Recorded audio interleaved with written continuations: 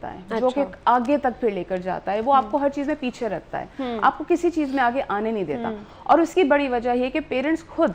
अक्सर वो कॉन्फिडेंस उनका शटर कर देते हैं, आपका कंपैरिजन कर देंगे, आपको कह देंगे कि तुम नहीं कर सकते, तुम्हें ये नहीं आता, तुम्हें वो नहीं आता, वो देखो कैसे ग्रो करता है। अगर आप चाहते हैं कि बच्चों का आपकी पर्सनैलिटी डेवलप हो तो सबसे पहले उनके कॉन्फिडेंस के ऊपर काम करना शुरू करें, उनको मौका दे बात करने का, वो एक्सप्रेस करें उनका ख्यालात, क्योंकि वो भी तो एक्सप्रेशंस रखते हैं, उनकी भी अपनी फीलिंग्स होती हैं। लेकिन सम टाइम हमें लगता है कि नहीं शायद बच्चा गलत है तो इसको हम इस तरह से स्नब कर देंगे, लेकिन मुझे ऐसा लगता है कि गिव देम टाइम, आप उनको स्पेस दें। आप देखिए कि ग्रेजुअली उनका कॉन्फिडेंस बढ़ेगा, फिर उसके साथ साथ आप उनको सिखाएं कि कैसे कम्युनिकेट करते हैं। जब आप किसी और लोगों में बैठते हैं तो वहाँ पे हमने कैसे बैठना होता है, हमने कैसे बात करनी होती है। जब आप ये छोटी छोटी चीज़ें स्टार्ट करते हैं तो बच्चों की उधर से ही डेवलपमेंट स्टार्ट हो जाती है, उनकी ग्रूमिंग स्टार्ट होना शुरू हो जाती है, जो आगे जाके इतनी ट्रबल नहीं करती है। अक्सर देखें स्कूल लेवल पे आपको शिकायत क्या आती है पेरेंट्स से या टीचर्स से कि जी बच्चे में डिसिप्लिन नहीं है, ठीक है, ये हाइजीनिकली उसका ख्याल नहीं रखा जाता, क्योंकि ये भी इसी का पार्ट है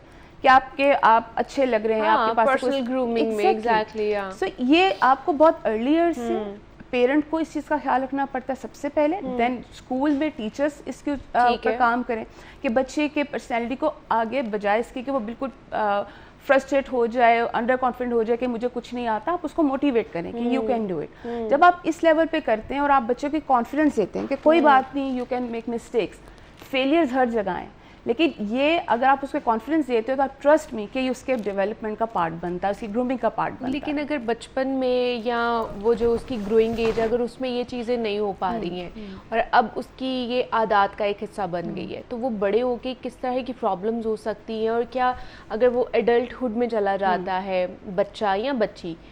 और वो करियर ऑप्ट कर लिया है उसने, वहाँ पर जाके फिर वो किस तरह परफॉर्म कर सकता है? ये चीज़ बहुत ज़्यादा देखने में आती है कि आपका अगर शुरू से इस तरह का ब्रॉटअप नहीं हुआ हुआ, आपके अंदर कॉन्फिडेंस नहीं है, आपकी पर्सनैलिटी बिल्ड हुई नहीं है, तो वो सबसे पहले अपने आप को अंडर एस्टिमेट करेगा कि ये काम मैं कर ही नहीं सकता। अच्छा, ठीक है, वो जॉब के लिए भी जाएगा तो पहले हेजिटेट होगा कि जी मुझे पता नहीं मुझे जॉब मिलेगी नहीं मिलेगी, क्योंकि उसको इतना कॉन्फिडेंस दिया ही नहीं गया। और इन केस अगर उसको कहीं पे अच्छी जॉब मिलती है तो वो वहाँ पर हैंडल नहीं कर पाते सिचुएशन को, क्योंकि जो आपको प्रोफेशनली ग्रोथ है वो क्या होती है कि आप अपने आप को वहाँ पे प्रूव कराते हैं, और सबसे पहले उसमें आपकी कम्युनिकेशन स्किल्स और आपका जो टैलेंट है वही आगे आएगा। तो अगर आपके अंदर ये टैलेंट है कि आप अपने आप को मनवाते हैं और आप अपनी स्किल्स के थ्रू, अपने कम्युनिकेशन के थ्रू अगले को बताते हैं कि व्हाट आई एम,